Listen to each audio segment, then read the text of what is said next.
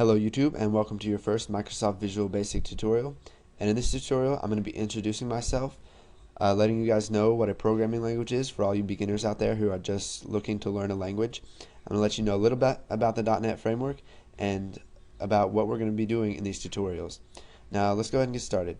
My name is Sam, and I run the YouTube channel youtube.com/onlivegamer. Currently have about 80 videos, and they're over Visual Basic, Java, Visual C++, and C#. So you can go ahead and go check that out if you want. I'll be making a lot more C# videos in the future. So if you want to, go ahead and subscribe. And now that my little advertisement is over, what is a programming language? Well, what a programming language does is it uses code that the developer writes, and it makes a decision. Now what I mean by this is that it can solve a problem or make a decision for the user. And to do this, it uses data and algorithms. All programming languages use data and algorithms. It takes that data, pushes it through an algorithm, and then you get an output. So now that you know a little bit about what a programming language is, I'm going to try to explain to you what the .NET framework is. Now, the .NET framework was made by Microsoft, and what they wanted to do was they wanted to create a programming language, or not a language, they wanted to create a framework that was independent of Windows.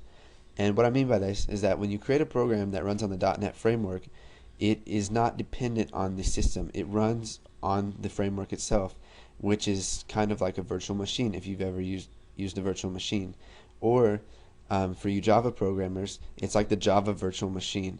It keeps it independent of the computer that it's running on. But in my opinion, it's a lot more effective than the Java virtual machine and does a lot better job. Now, I may have already told you this, but Visual Basic is a very high level language. Now what I mean by this is that it is easy to understand, it's very much like English, and it's one of the highest level languages that I know of. And an example of a low level language would be C++ or something similar to that. Now, what are we going to be doing in this tutorial? Well, not this tutorial, all the tutorials. We're going to start off by covering data types, variables. We're going to do some math. We're going to work on simple stuff to begin with, just in the console. And then we're going to move on to Windows Forms. Now this is one of the things I love about Visual Basic, is that it's easy to make windows in it. Unlike C++ or Python or other programming language or Java, you don't have to use the code to make your windows.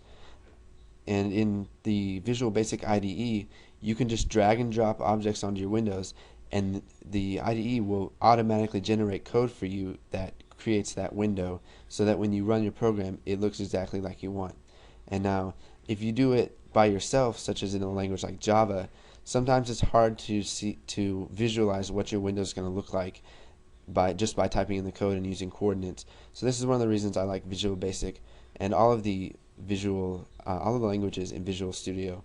So if you guys have any questions, you can go ahead and leave them in the comments.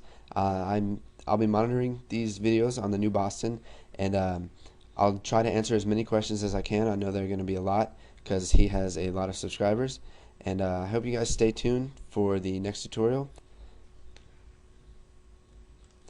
Also, one more thing is that if you guys want to learn more about the languages that run on the .NET framework, or just other stuff about development with this, you can go ahead and head over to the Microsoft Developers website at msdn.microsoft.com to read up about the languages they have and the new stuff and the new releases that they come out with. So that's about it. Thanks for watching, and don't forget to comment, like, and subscribe.